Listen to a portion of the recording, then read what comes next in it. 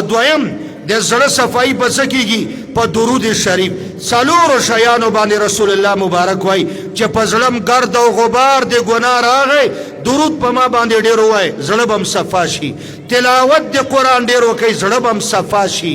مرګ ډیر یادوي زړه بم صفا شي.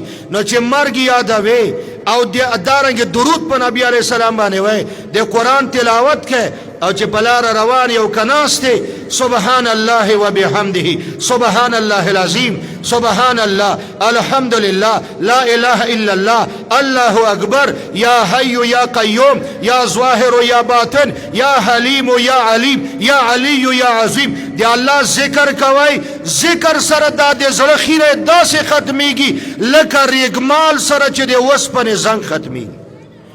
دا درود شریف ریګمال، تلاوت د قرآن ریګمال ده، ذکر ریګمال ده، مرګ یادول ریګمال دي. دې سره د ګناهونو هغه اثر ختمیږي، زړه بیرته چمکدار تک سپین پاتې شي راوځي.